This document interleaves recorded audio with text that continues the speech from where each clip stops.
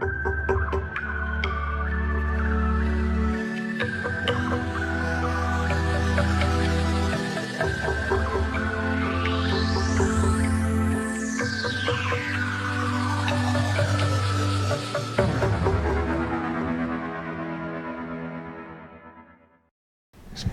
gledalke, spoštovani gledalci, lep pozdrav in dobrodošli v oddaji Detektor.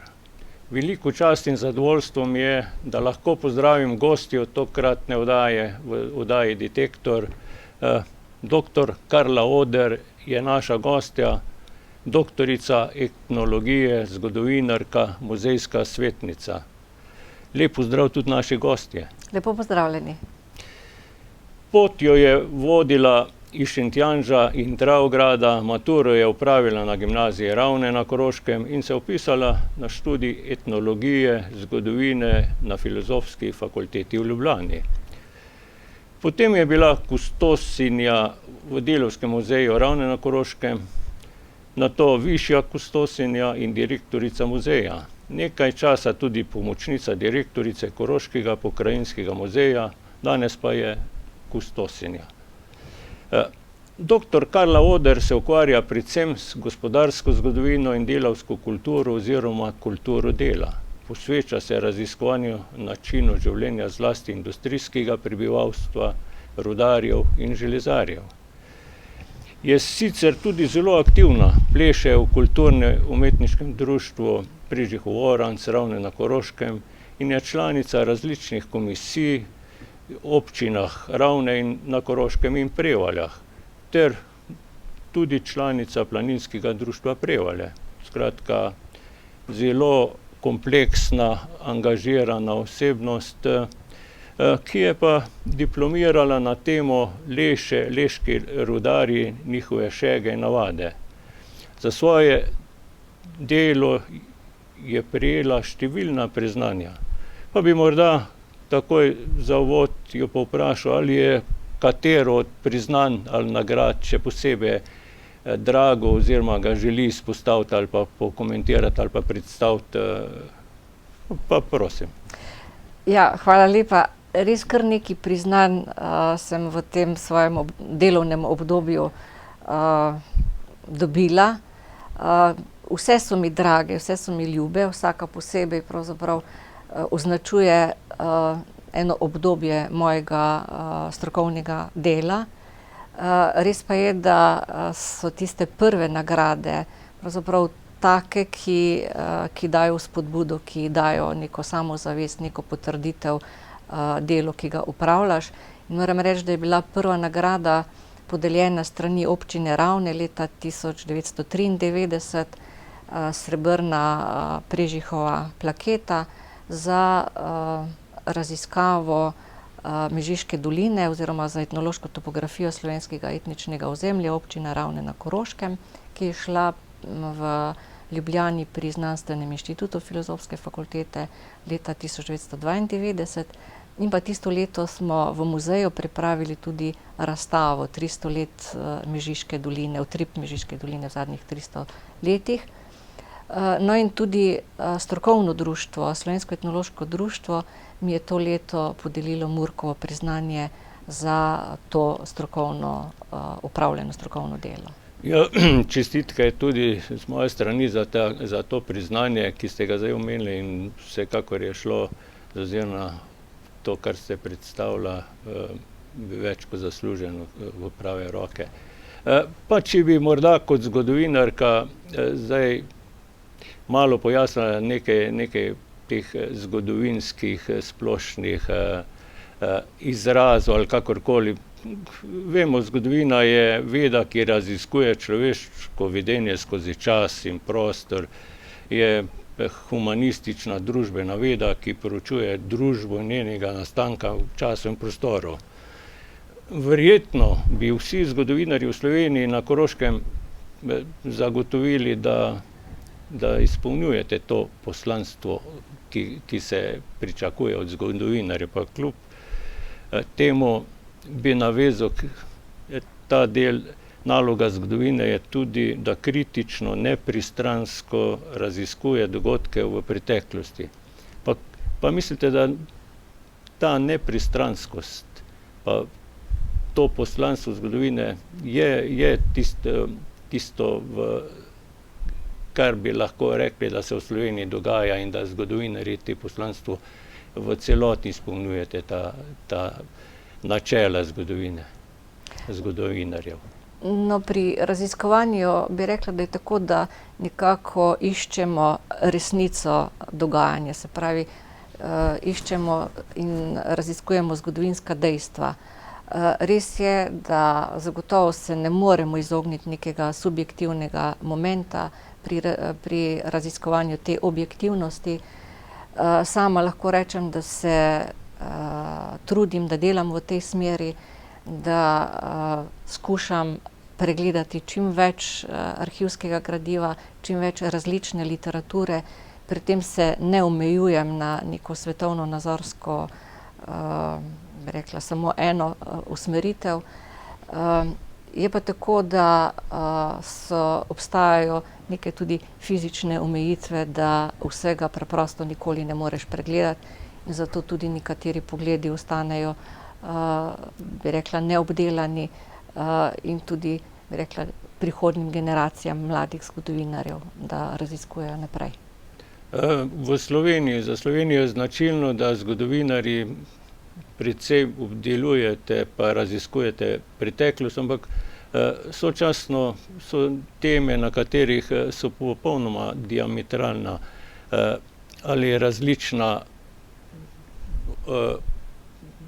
videnja nekega dogajanja iz preteklosti, predvsem se to nanaša predvsem na to polpreteklo zgodovino oziroma že preteklo zgodovino, kjer želi vsak predstaviti neko eno svojo zgodovinsko resnico. Pa je tu na Koroškem tudi kaj, tu med zgodovinarji kaj podobnega, ali ste tu bolj enotni ali imate bolj jasno izoblikovan pogled na... No, seveda, tako kot je v življenju, tako kot ljudje posamezne zgodovinske dogodke čutijo, dojemajo vsak na svoj način, lahko je isti dogodek, ki ga 2 ali pa 3 osebe čisto drugače interpretirajo. Podobno je tudi pri zgodovinarjih ali pa pri etnologih. Sama dosti vključujem v svoje raziskave tudi sogovornike, se pravi človeški spomin, če tako rečem, ustno izročilo, ki ravno odkriva to dimenzijo, da se lahko posamezni dogodki, da jih ljudje lahko različno razumejo. In seveda tudi zgodovinarji imajo vso to pravico, da nek dogodek interpretirajo različno. Je pa res, da politična situacija dostikrat usmerja tudi strokovno delo. Ta usmeritev je navsezadnje vezana tudi z financiranjem. So obdobja, ko je država financirala posamezne raziskave bolj, rekla, odprtih rok, kot pa neke druge bolj kritične raziskave. Dejstvo pa je, da se zgodovinarji najbrž ne bi smeli preveč opredeljevati glede na interes političnih strank. Ja, zelo lepo ste predstavljali zadevo. Pa če zdaj iz tega teoretičnega dela morda malo naredimo preskok, pa poskušamo pogovor peljati v smer ampak ne ravne na Koroškem so relativno dobro obdelan, novejša zgodovina, mislim, da bi pričela z, bi rekel, koreninam, ki so na nek način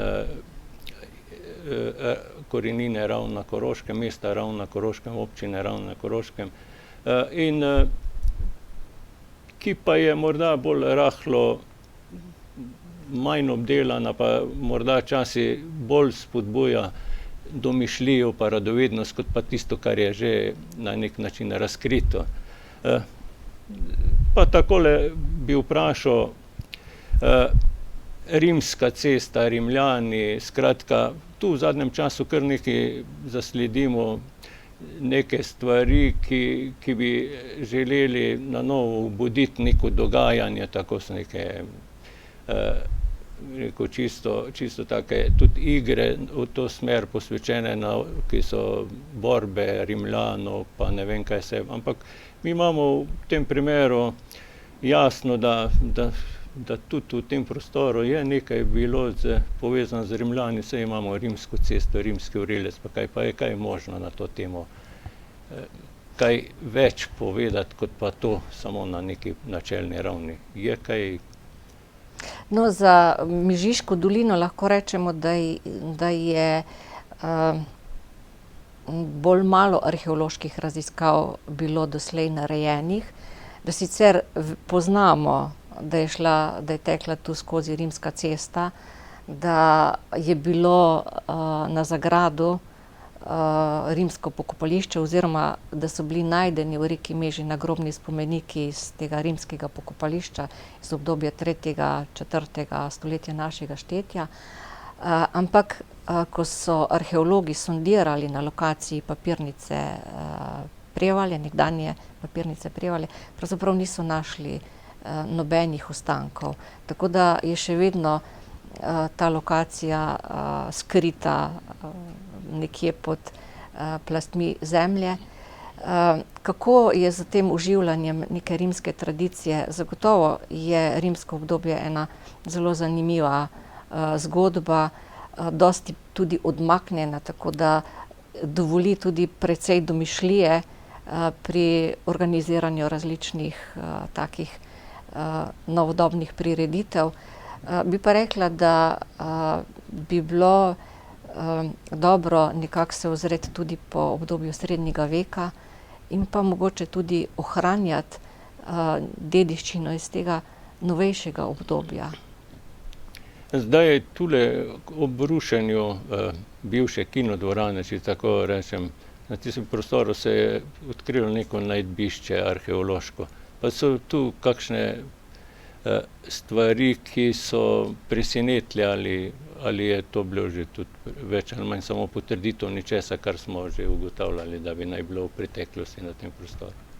No, zdaj tisti, ki smo se ukvarjali z to starejšo zgodovino mesta Ravne na Koroškem, smo poznali to lokacijo, da je tam nahajališče ali pa da je tam stal grad Grinfels. Zato smo tudi opozorili pravzaprav občino in občina naprej izvajalce, ko so gradili kanalizacijo za čistilno napravo, da so bili skrbni in pozorni in so potem tudi dejansko naleteli na ostanke obzidja. Arheologi so tam našli kar okrog 4000 najdb.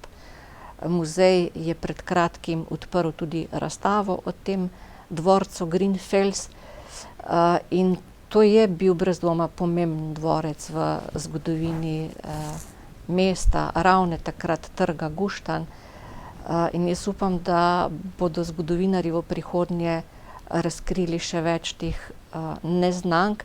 Tu bi posebej rada opozorila na mladega doktorja zgodovine Vinka Skitka, ki je v zadnjih 2 letih pregledal kar nekaj ali pa uredil nekaj župnijskih arhivov in pa tudi iz tujih arhivov pridobil originalne listine in počasi odstira neznanko, bi rekla, o zgodovini tega Guštanja v tem obdobju. No, Guštanj ima tudi, če takole zdaj malo pridemo v ta del bolj konkretno, 2 cerkvi, cerkev svetega Egidija, cerkev svetega Antona, sočasno od teh, to so neke pomembne sakralni objekti, ki kažejo, da je v nekem prostoru se pač dogajalo v nekem obdobju srednjega veka ali pa še prej, ta aktivnost, pa ker ko iščemo te prve dokumente, zapisov o kdaj naj bi bil Guštanj na nek način omenjen, kot bi rekel, pač vedno se napajamo s tem, zasledimo letnico 1317, ko naj bi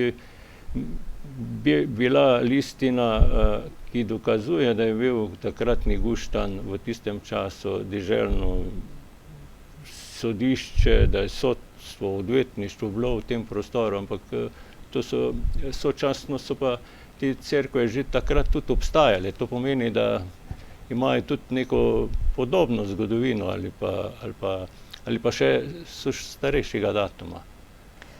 Ja, to območje Guštanja in pa okolice je bilo gotovo poseljeno že pred 13. stoletjem. Cerkev svetega Egidija se omenja v eni od listin že v 13. stoletju kot podružnična cerkev prafare v Libiličah. Sicer je bila ta guštanska cerkev tudi podružnica cerkve Device Marije na jezeru, na današnji Fari. Kar se tiče te cerkve svetega Antona, lahko rečemo, da je bila zgrajena v 14. stoletju in da so tam ohranjene freske mojstra iz Nonče vasi tudi konec 14. začetku 15. stoletja. In pri tej cerkvi svetega Antona je bil vsaj v 19. stoletju pa tja do sredi 60. let je bilo tudi pokopališče. Obe dve cerkvi sta pomembni v tej, bi rekla, lokalni zgodovini. V cerkvi svetega Egidija so ohranjeni tudi nagrobniki teh znanih plemiških rodbin, ki so imele v lasti dvorce bi rekla, v Guštanju. Torej, Guštanj, če bi tako zdaj navezal, ima neko tradicijo po tej plati, sočasno pa je tudi zaznati, da je bil Guštanj takrat neko obrtno sejemsko središče in tudi iz tega vidika, iz tega področja je zaslediti določene listine, ki saj na nek način razkrivajo, da so bile listine, ki na nek način razglašajo, da bo sejem pa pravila o sejmu in tako naprej. Skratka, tudi to pomeni, da je bil Guštanj tudi to sejemsko središče, obrtno središče, pa kaj je tudi o tem možno povedati. No, zagotovo je bil Guštanj eno tako pomembno središče Mežiške doline v tem srednjeveškem obdobju in pa tudi bi rekla, na začetku tega novejšega zgodovinskega obdobja. Sejemske pravice, takole bom rekla, Guštanj se prvič omenja nekako ime v teh listinah leta 1248. Kot deželno sodišče je omenjeno res leta 1417, kot trg je omenjen pozneje. Zagotovo je bil pred 1463 Guštanj že trg. Sejemske pravice so znane, da so jih pridobili v 16. stoletju. Podelil jih je vsakokratni cesar. In sejem je bila ena oblika trgovanja v tistem obdobju, kjer so lahko tudi tako Tržani kot okoliško prebivalstvo kupili ali pa prodali svoje izdelke. In ta sejemska tradicija se je ohranila pravzaprav do danes, čeprav so se intenzivnosti pa oblike nekoliko spreminjali.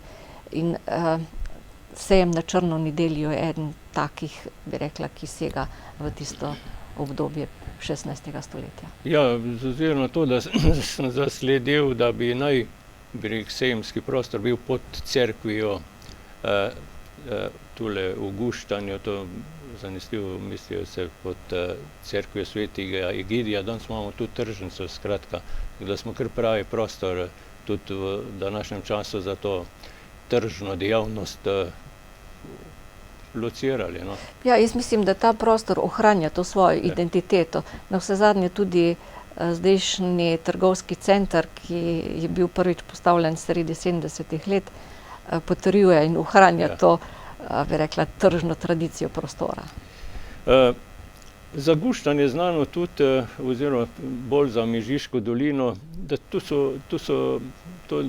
tem pokrajinam, tem krajem ni bilo prizanešeno, tu so bili turški pohodi, plenjenja iz tistega obdobja, imamo kar nekaj tudi še nekih pomnikov, če tako rečem, šance ali karkoli. Pa je tu še kaj več znanega glede teh turških pohodov, plenjenja. Tu je kaj posebnega možno izpostaviti za Mežiško dolino, Guštanj ali karkoli.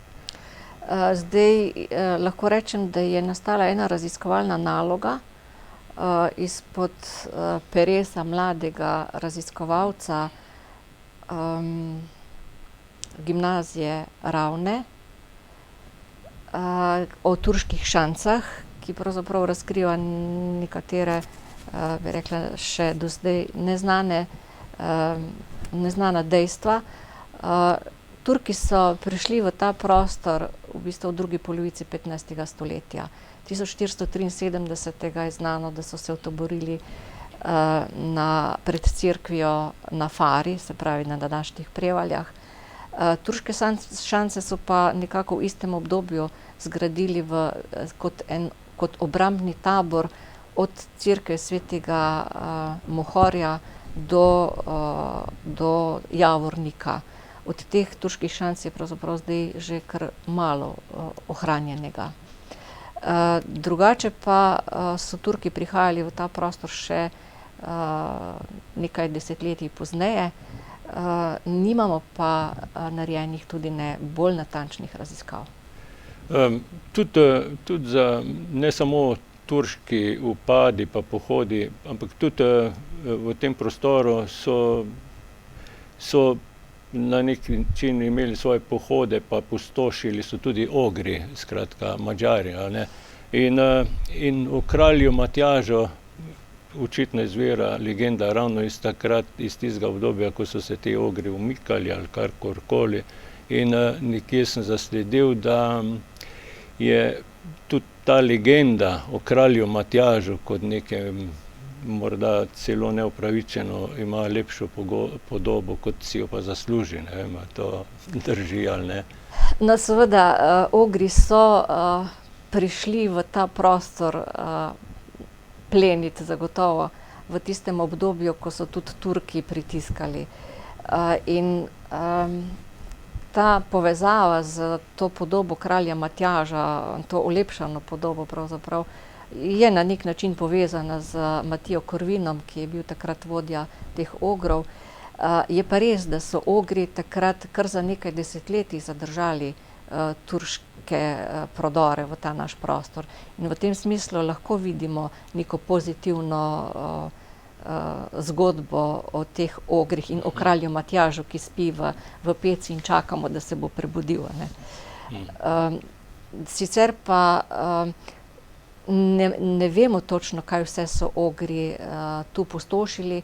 Znano pa je, da se vsi ali pa večina teh dvorcev, ki je bila omenjena pred tem 16. stoletjem, potem nekako dobijo nove lokacije ali pa so na novo zgrajeni. Kar mi povezujemo z turškimi upadi in pa z ogrskim plenjenjem. Skratka, tudi tu za Ogre lahko najdemo tisti lepši del oziroma neko potrditev, da je navsezadnje, če so bili branik pred upadi Turkov, da so tudi neko pozitivno poslanstvo vršili. Zagotovo, ja. Za Guštanj je tudi izrednega pomena letnica 1482, namenoma zdaj to letnico izpostavljam, ker iz tega obdobja je znana tudi listina, iz katere je moč razbrati meje takratne Koroške, ki bi naj šla Dravograd po reki Meži, Selovec, Kotelj, Plešivec, skratka. In ta bi rekel, listina na nek način potrjuje tudi tiste, bi rekel, kritike, ki pravijo v današnjem času, da Slovenj Gradec ni Koroška, pa ne vem kje, skratka, očitno se sklicuje na to listino ali pa na neke podobne listine. Ja, Kako bi lahko to se komentiralo? To je listina, ki jo je Matija Korvin podpisal z koroškimi deželnimi stanovi, in v tej listini je zapisan potek deželne meje med Koroško in Štajersko, in Guštanj je bil pravzaprav na jugu te dežele Koroške.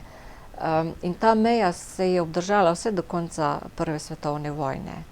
Zdaj v tem smislu identitete Koroške lahko rečemo, da Mežiška dolina in del Dravograda imata to identiteto, medtem ko Mislinjska dolina za Slovenj Gradcem in pa Dravska dolina z Radljami, Vuzenico, Muto so bile del Štajerske. Ampak res pa je, da po prvi svetovni vojni z ustanovitvijo Jugoslavije Mežiška dolina pravzaprav izgubi svojo povezavo z temi centri v Pliberku, Velikovcu in pa v Celovcu. Navsezadnje tudi Štajerska izgubi svojo povezavo z Gradcem. In se potem išče neka nova povezava, neko novo upravno središče za to območje, bom rekla, današnje Koroške regije. Največji korak pravzaprav je bil narejen sredi 90-ih let, ko so ustanovili Koroško statistično regijo. Takrat so pač celo državo nekako regionalizirali v te statistične regije. Par let zatem so tudi župani te naše Koroške regije vložili predlog zakona v parlament, da ustanovijo Koroško regijo. Žal Slovenija še nima uradnih regij, razen statističnih, in do te realizacije ni prišlo. Prej sem že omenil oba dva sakralna objekta cerkve, ki sta v Guštanju. Za ta Guštan so najbolj poznana predvsem ta grad Ravne, ki je gor zdaj današnja študijska knjižnica, pa seveda Osjandrov, ki je impozantno nad trgom Ravne oziroma takratnega Guštanja. Pa je tu na tem področju kaj več še za znanega, kaj je povzročilo oziroma kdo je zgradil, kdaj se je gradil, kdaj so se gradili ti gradovi, je kaj na tem področju kaj zapovedati oziroma raziskano. No, bi rekla, zadnje ugotovitve ravno tega mladega zgodovinarja Skitka so, da naj bi bil prvi grad ali pa prvi dvorec v Guštanju na lokaciji današnjega Pigla. V neposredni bližini je potem stal Prušnikov dvor, za katerega je pa potem v 16. stoletju Gams dobil dovoljenje, da ga lahko posodobi in je nekako zasnoval današnji grad Javornik. Zdaj moram reči, da mi seveda tukaj vsi govorimo o gradovih, ne govorimo o dvorcih. V strokovni terminologiji je pravilno dvorec, ker naši dvorci niso imeli nikoli ograjenega, se pravi obzidja, ki bi varoval to notranjo naselbino. Spodnji grad je zagotovo Grinfels. Kar se tiče pa gradu Ravne ali pa včasih imenovanega Štrajteben, ta grad je pa nastal sredi 16. stoletja na tej ravnini. Današnjo podobo v takem obsegu je dobil pa v 19. stoletju. Dali so mu jo grofje Turni, ki so ga kupili v začetku 19. stoletja in so pravzaprav dodali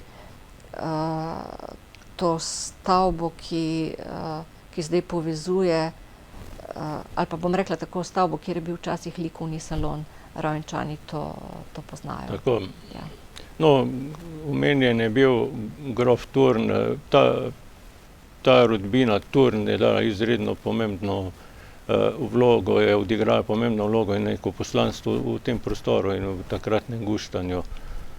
Vsaj skozi železarstvo je znano, da so bili tisti lastniki ali kakorkoli, ki so imeli v lasti to železarno takratno ali fabriko ali kakorkoli se je že reklo.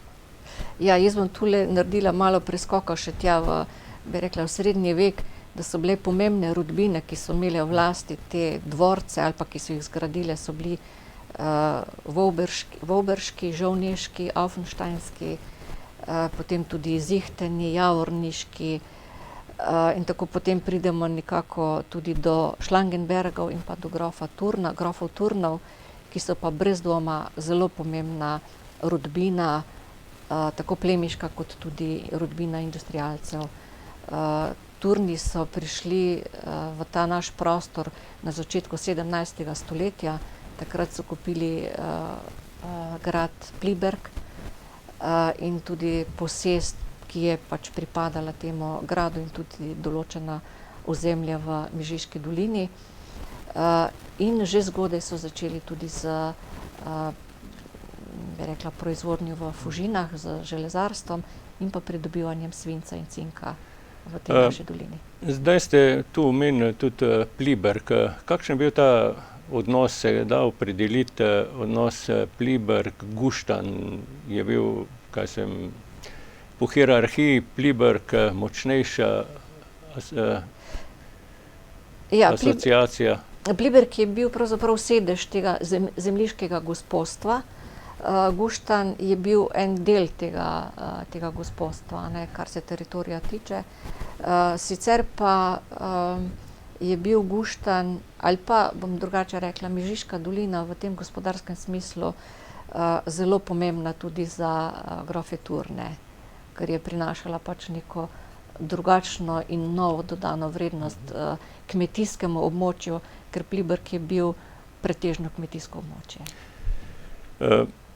Če zdaj tam, ker smo že pri Turnih, pa v tem obdobju po prvi svetovni vojni, da tistega obdobja tam ne bi zdaj pretirano obdelovali, pa razen če je res kaj bili kakšna posebnost za povedati.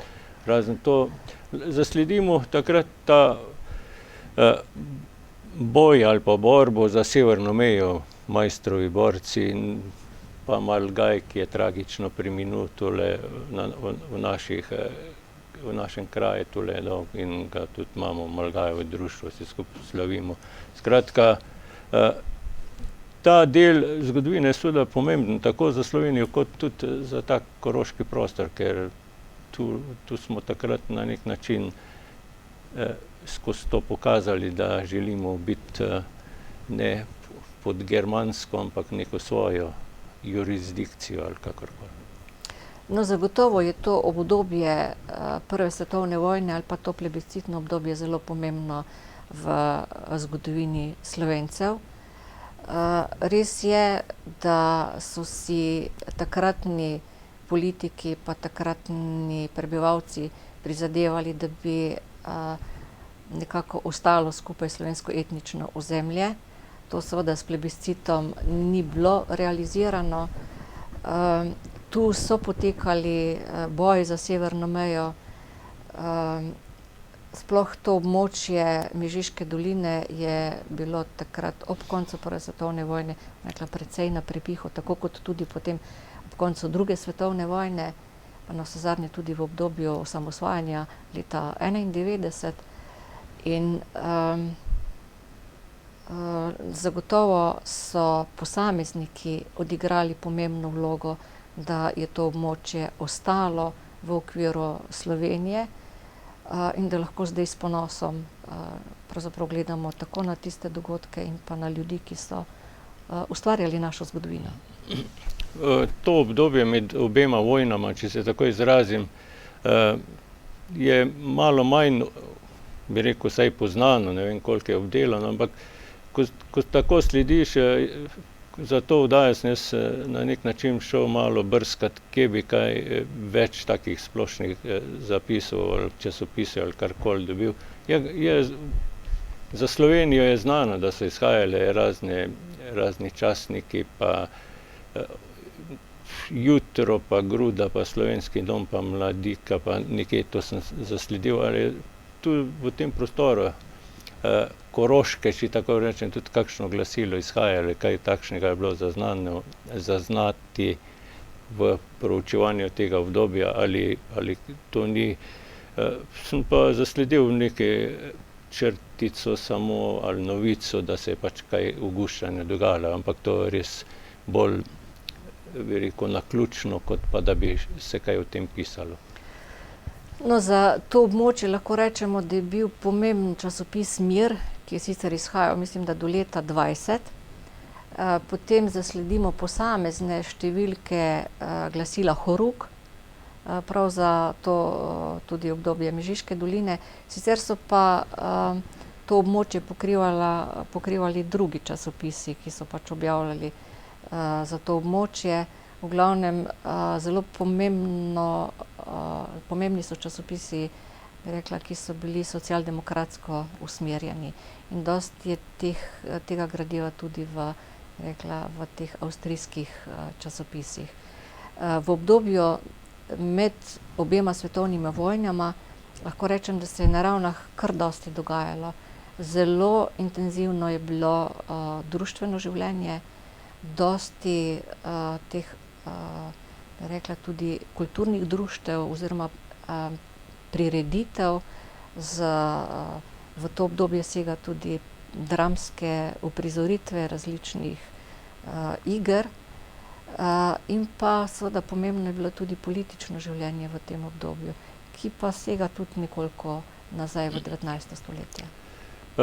Seveda obdobje med vojnami takoj jasno napoveduje, da je se vmes dogodila tudi druga svetovna vojna in seveda to povojno obdobje, mi smo zdaj na nek način soočeni predvsem z dvema zaguščan pomembnima zadevama, ki jih enkrat lociramo malo še pred drugo svetovno vojno, pa med vojno enkrat dogodil se je v Kefrovem mlinu tale kongres Skoja, nekoč je ta kongres kar precej spromoviran pa precej omenjen in zdaj v zadnjem obdobju novejše zgodovine je seveda rahlo umaknjen, ampak zgodovina je navsezadnje zgodovina in verjetno se da tudi iz tistega kaj črpati, kakšno napotilo ali pa vsaj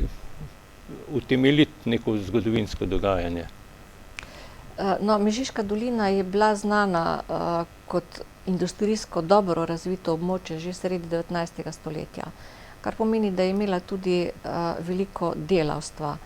In z položajem delavcev je seveda povezano delavsko gibanje. Se pravi, boj za boljše delovne pogoje, za boljši delovni čas, za boljše ekonomske, socialne razmere. In ta boj delavcev ali pa to delavsko gibanje ima svoje začetke v tem političnem organiziranju že v drugi polovici 19. stoletja.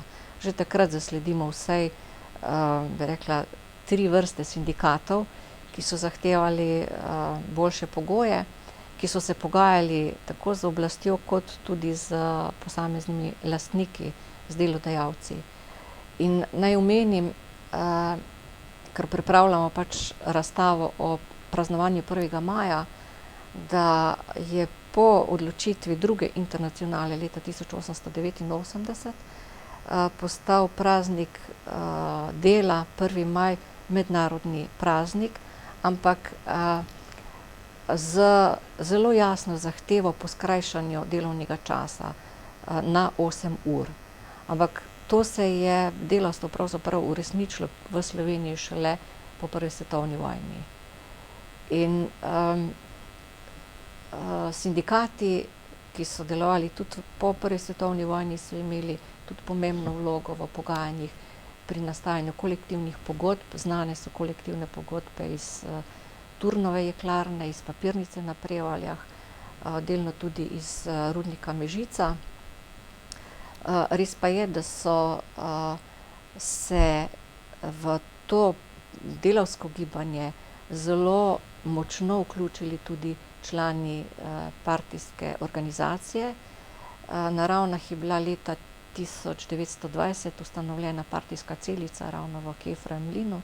Tam je sodeloval pri ustanovitvi tudi Prežih Ovoranc in še nekateri drugi. Seveda si je partija postavljala dokaj jasne in tudi, bi rekla, trdne zahteve in so jo potem pač, bi rekla, poslali v ilegalo. Tako, skratka, tudi ta del zgodovine je in ga ni za zaobiti, skratka, so pa neki temelji tudi za današnja sindikalna pa ostala delovanja. Tako. Mogoče, če smem, bi jaz tu dodala, da pravzaprav zdaj ugotavljamo, da mladi ne poznajo pravzaprav tega pomena praznovanja 1. maja, ker je pač narava dogodkov ali pa navsezadnje, bom rekla, življenja bila takšna, da se jim ni bilo potrebno pretirano boriti za neke pravice. In se potem pač izgubi ta prvotni pomen. Tudi to je res, kar je podarjeno, običajno postane samoumevno in se gre, kot da je pač neka stalnica, večna zadeva, čeprav je treba ugotoviti, da je nekoč bilo treba se kar zelo boriti, da je do nečesa prišlo. Pa še mogoče to bi dodala, da mogoče vendarle preveč pripisujemo, da so bile vse delavske pravice pridobljene v obdobju socializma. To je bila kontinuiteta, marsikaj so izborili že v obdobju kapitalizma, že pred tem našim obdobjem socializma. Seveda, tule, ko smo rekla, zdaj med vojno dogajanje, med obema vojnama, potem seveda zaznamuje ta prostor tudi, bi rekel, tale kapitulacija Nemčije in ta, bi rekel, begunski val, če se tako izrazim, okupatorjev, Nemcev in še, bi rekel, sporedno ostalih, ki so bežali in se želeli predati zahodnim zaveznikom, tako imenovanim, skratka so se tu v tem prostoru tudi zaguštan tako iz ustnih poročil pa pripovedovanja je razbrati, da je to ta trg bil ena grmada orožja pa nek cel kup pribeglih konj, ki so pač jih zapustili, tisti, ki zbežali, ki so želeli. Pač so se odvrgli, zavrgli, skratka, ali pa se predajali, skratka, je tu na to temo še kaj, je kaj, tudi tole je bilo kaj obdelano glede, poznamo Poljana, tam tisto zadnjo bitko poznamo, ampak vmes je tu še kaj, bi rekel, očitno, če en tak val begunstva gre, potem pusti nek pečat ali kakorkoli. No, največ je to obdobje ali pa to situacijo konca druge svetovne vojne na Koroškem raziskoval dr. Risto Stojanovič. On je iz tega tudi doktoriral, potem pa kar nekaj knjižnih izdaj namenil temu, da je predstavil dogodke tako v Mežiški, Mislinjski kot pa v Dravski dolini. Res se je skozi Mežiško dolino valila pravzaprav ena velika množica tako nemških vojakov kot kvizlingov in pa tudi civilnega prebivalstva, ki so želeli priti čez mejo v Pliberk, kjer bi se predali pravzaprav angleški vojski. Znani so tudi dogodki na Poljani, kjer je prišlo do zadnjih spopadov ob koncu druge svetovne vojne, in pa seveda v samem trgu Guštanj je bilo prej dosti nemške vojske. Nemška vojska je leta 1941 pravzaprav zasedla grad Ravne, zasedla je prostore vseh osnovnih šol. Navsezadnje je tudi železarna prišla pod vojaško upravo in tam je bila tudi čisto vojaška proizvodnja. Postavili so tudi nove hale, namenjene za proizvodnjo za potrebe nemške vojske. In potem leta 1945 je seveda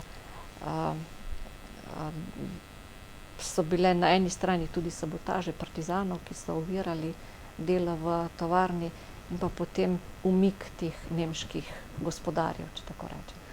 Skratka, zelo zapleteno obdobje, skratka po vojni je bilo treba, seveda so prišli, rekel, nova oblast, ki je zadeve poskušala urejati oziroma urejala po novem videnju.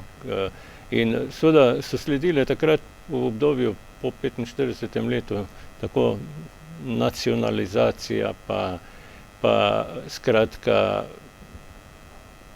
preimenovanje ulic ali pa poimenovanje ulic, skratka kar nekaj tega dogajanja je bilo in seveda ljudje tisti, ki so to doživljali, so bili jasno pod kar precejšnjim pritiskom hitro se spreminjati, prilagajati novo nastalim razmeram iz, kaj sem nekoč veleposestnika, da je pač mu država na nek način vzela premoženje. Skratka, pa ne bi v tem zdaj pretirano želel politizirati, da ne bi v politične vode zašli. Skratka, ti revolucionarni ukrepi so se takrat dogodili in seveda potem pade v tisto obdobje povojno tudi, tako enkrat je zelo pomemben mejnik ustanovitev gimnazije Ravne, pa industrijske šole. To je bilo sočasno ali je to?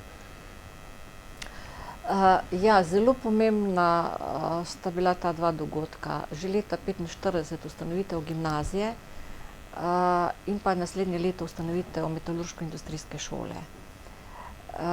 Moram reči, da se je takrat v tem prostoru dr. Franc Sušnik zelo dobro zavedal pomena izobraževanja, pa tudi pravzaprav tisti, ki so bili pred vojno nekako povezani z socialdemokracijo.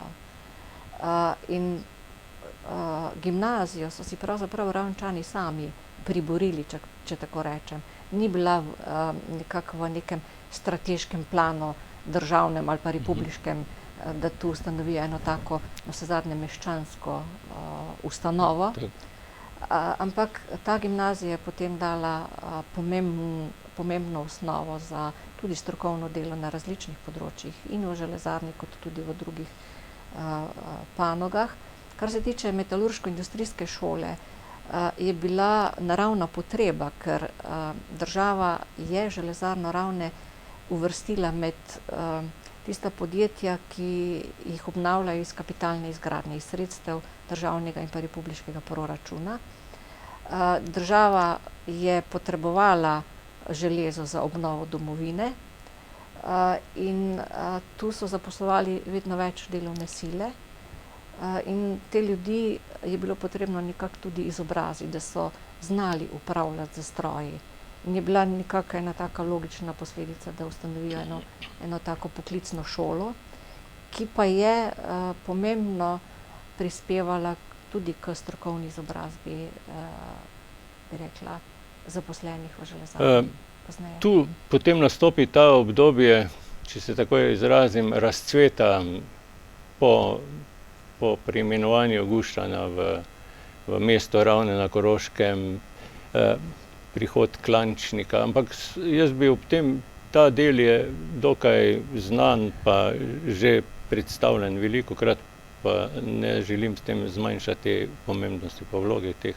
Ampak vmes se je tule tudi bilo zaznati nekje, da bi naj takratna država tule železarno, pač z ozirom na to, da je na nekem mejnem območju, da bi jo naj ukinili, tako kot leta 1991, ko so tudi pač razmišljanja so šla v ta smer, in da bi naj imel tu Franc Leskovšek Luka takrat zelo pomembno pa močno pozitivno vlogo, da je železarna tu ostala. Zdaj ne vem, ali to je kaj na to temo zapisanega, raziskanega. Ja, to je res, da je bila predvidena železarna Ravne takoj po vojni, da jo ukinejo oziroma da njene stroje tudi prestavijo na druga območja.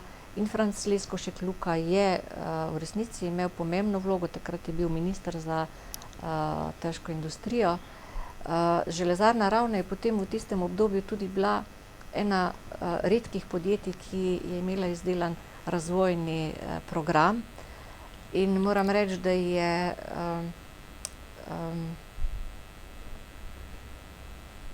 eden izmed vidnih osebnosti. Franc Leskovšek Luka je sem poslal Gregorja Klančnika pravzaprav za direktorja po dekretu, potem je prišel pa še Boris Florjančič iz Beograda, ki si je lahko izbral podjetje in je izbral Ravne ravno zaradi tega razvojnega programa.